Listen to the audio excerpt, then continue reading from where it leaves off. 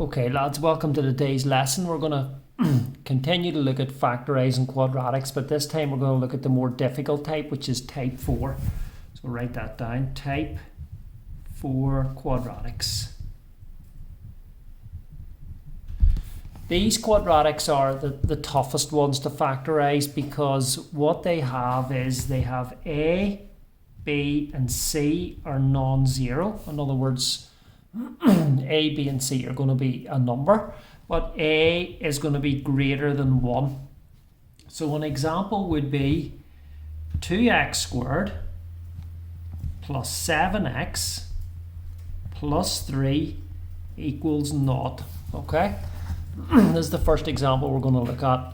So what you can see here is it's different from the ones that we were looking at before in that you've got a 2x squared on the front, not a 1x squared. Okay, you have a 7x in there and a 3 in there and it's equal to 0. So I'm happy enough that it's equal to 0, so I don't have to rearrange it first of all. But what I want to do is try to factorise it and put it into two brackets and then try to solve it. So there's a wee bit of a different method to what we used before for the type 2 quadratics, in that you're still going to have two brackets, which you're going to draw out. But instead of an x and an x going in the front of each bracket, I need to make 2x squared. Okay, so I need to think what two things multiply together to give me 2x squared that'll go in the front of the brackets. Well, it's going to be a 2x in one bracket and an x in another. Okay, so if you think about that using FOIL, if you multiply 2x by 1x, you end up with 2x squared, okay, which is this term on the front. We've got a 3 on the end, see this 3 here, and the two numbers that are missing in the brackets will multiply to give us 3, okay, but they will not add to give us 7, okay, it doesn't work. Remember what we did before, where we multiply to give us 3 and add to give us 7, that doesn't work in this case. But the two numbers will multiply to give us 3, but they will not add to give us 7. So how do we check that we've got them right? Well, you need to think first of all, what is the combination of numbers that multiply to give you 3? Well, it's going to be 1 and 3 or minus 1 and minus 3. Okay, if you think about 1 and 3, if you times those you get 3, and if you times minus 1 and minus 3 you also get 3. So what you want to do is you want to put, I think the answers are going to be 1 and 3 in here, but we need to get them in the right order.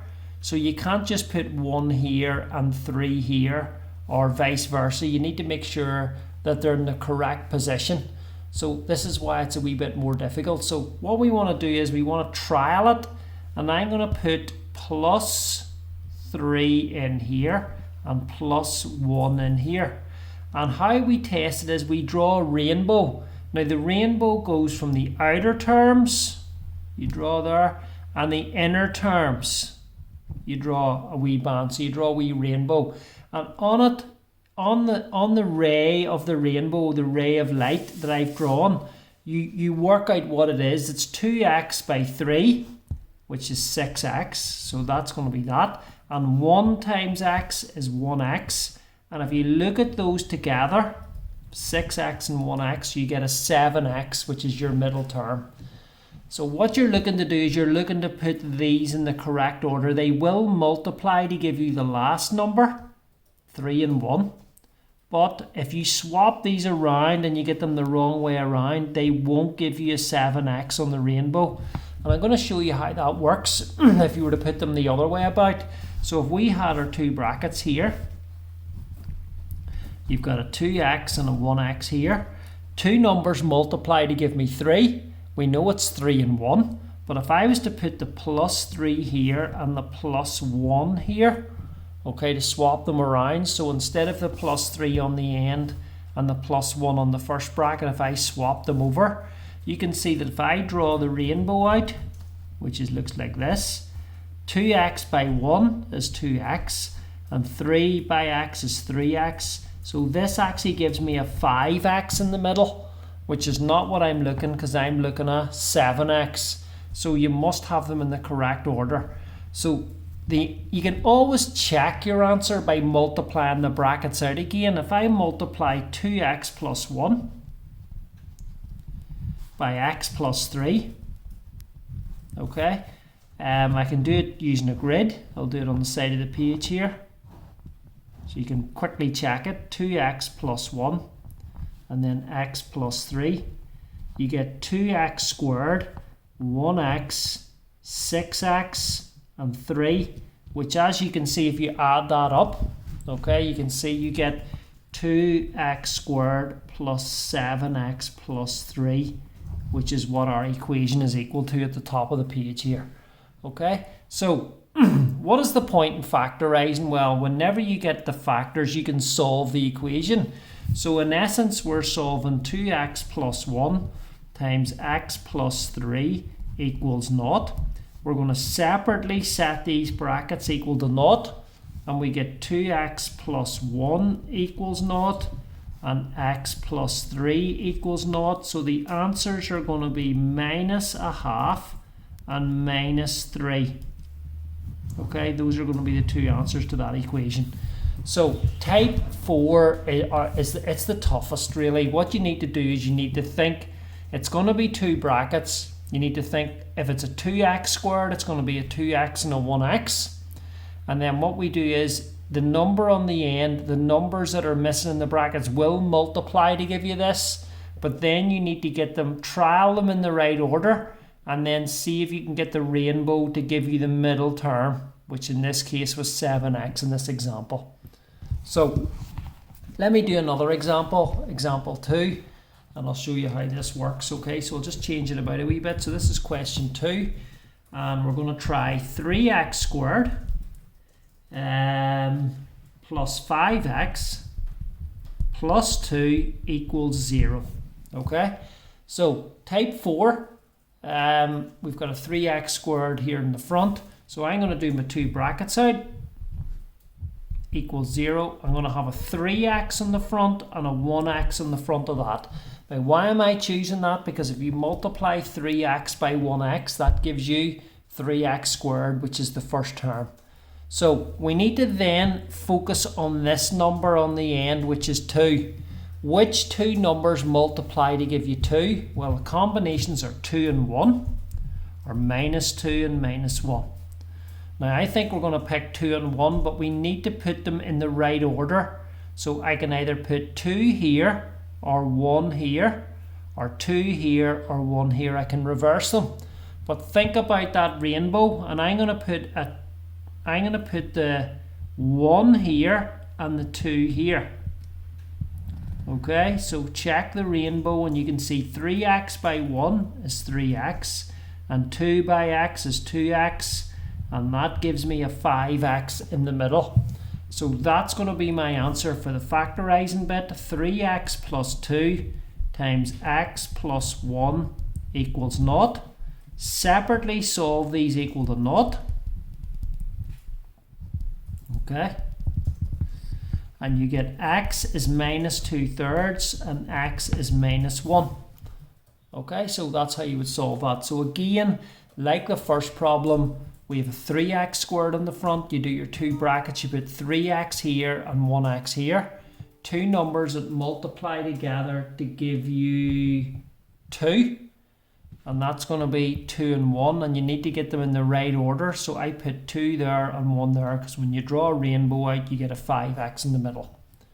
So third and last example, okay, we'll do, which is going to be, well, throw a minus into it here, so it's going to be 2x squared minus 6x plus 4 equals 0. Okay, now what we can do here is you need to be smart as well, because there's sometimes easier ways to solve this. If you look at it closely, that looks like a type 4, but it's actually a type 2, because 2 is a common factor all the way through, so I can divide through by 2. Okay, so let me divide through by 2, and I get x squared minus 3x plus 2 equals 0. Whenever you get it down to a 1x squared, then it's the simple type 2 that we met in the last video, which is x on the front of each one, two numbers that multiply to give you 2 and add to give you minus 3. It's going to work because there's a 1x squared. This is type 2. And that's going to be minus 2 and minus 1. And it doesn't matter what order you put those in. So the answer is going to be 2 and 1. Okay, so sometimes you can divide through by a constant, which in this case 2 divides in evenly here into all of these, and you can tidy it down into a type 2, and then it's easier to solve. Final example, number 4, okay, looks like this: 3x squared plus 14x minus 5 equals 0. Okay, so can I divide through by a number? No, because 3, 14 and minus 5 don't have a common factor. But what I can do is do my two brackets out, equal to 0. I'm going to have a 3x here and a 1x here.